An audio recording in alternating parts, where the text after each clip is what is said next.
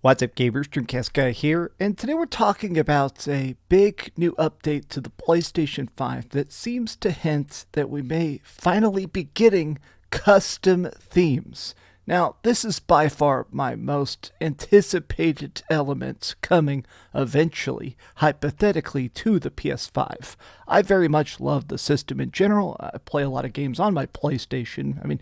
I just this week alone put 50 hours into Dragon's Dogma and 10 hours into that new Alone in the Dark game. I like popping trophies, I like the controller, but one feature that always felt bafflingly missing is custom themes. This was by far the coolest aspect of the PlayStation 4.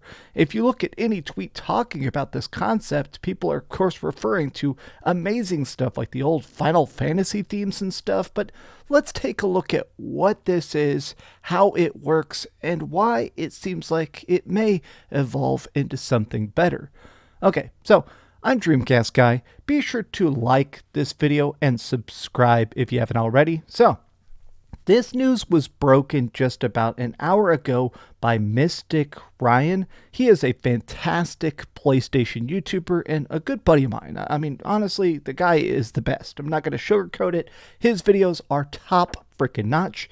Well, he's part of the PS5 beta program, where essentially Sony does these little digital tests. They'll experiment and try stuff out with actual gamers to see what works and most of the time what glitches out. And so currently on the Explore tab, there is an ability to update the themes and backgrounds.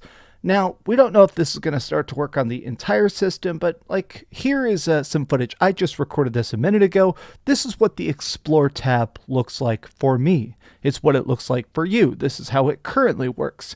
It's pretty much just advertisements. It's like, hey, go pre-order the next game, or here's some gameplay clips from other people's consoles, not particularly cool.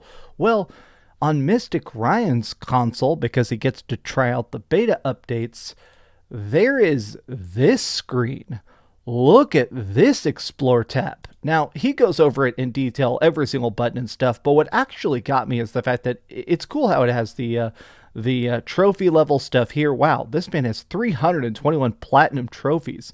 What am I doing with my life? It shows the DualSense controller's power, but here's the part of it that's extra awesome. You can now change this background image. So look, there's a change background image button, and when he clicks it, there's moving motion graphics. Look at these. These are actually freaking cool. This is something, of course, they had on the PlayStation 4, but a lot of people thought that this would never come to the PS5 in any way. That looks awesome in my opinion. Now, it doesn't actually work on the games themselves. So it only works on the Explore tab. It doesn't work on any of the other games. And unfortunately, Ryan, he knows a lot about PlayStation. He's been following it for years, super closely from a business aspect. He thinks this is never going to work on the other tabs. He thinks this is always going to be an Explore tab thing. And to me, that does kind of suck, because I want Mystic Ryan to be wrong here. He might not be, but he basically said you could choose different images, you can do different presets.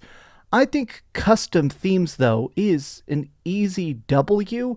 It sounds like maybe inside the code of the PlayStation 5, there is like a desktop where the system itself is trying to show you what is essentially background art of the DVD case, where when you're looking at a game, it's not just showing you a picture, it's actually the game itself. So trying to code in custom themes, maybe it just wouldn't work or would be more complicated. I guess I just don't like that as an excuse, because it was so freaking awesome on the PlayStation 4. I had a Shenmue theme, which I loved a lot. Of course, I had there was actually 3 separate themes for Final Fantasy VII, and I got all of them because I thought it was so awesome.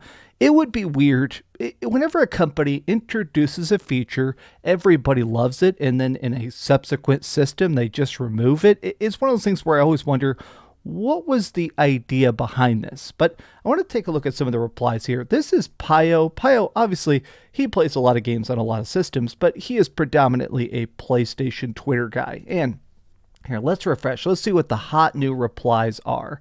Okay, a lot of people basically saying, yeah, give me them freaking themes. Bring back Tifa's big ol' sweater meat, of course. Hopefully we get themes back.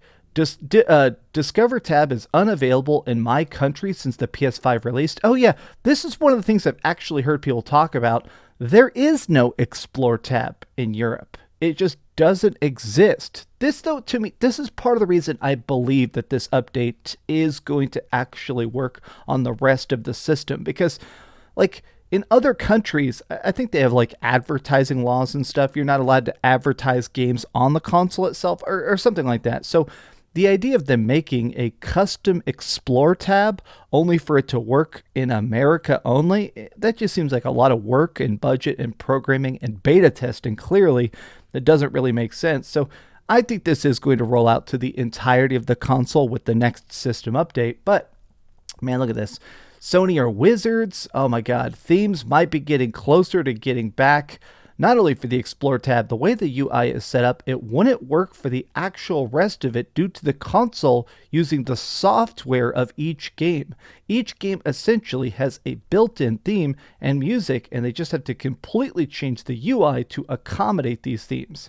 Man, that's what I've heard from multiple people, and even though it's correct, that seems like a baffling misstep. Like, I wonder if that's just Sony trying to cut corners, that instead of actually having to make sort of custom themes themselves, it makes it so that every game is a little bit of a theme. It makes it so that Sony has less work because the developers are doing it. But like, to me, this just seems like such an easy, obvious improvement. Like, a lot of systems now, they want you to stare at the dashboard, not for hours and hours and hours, but if you ever boot up your Xbox and actually go and look at the Game Pass tab and stuff, a lot of times they feel like the UI is made to not just, you know, convey the information as cleanly as possible. A lot of times they feel like the point of it is to be fun to look at, of like, hey, now I want to show this off. I want to say, hey, check out all my cool clips. The fact that it has all the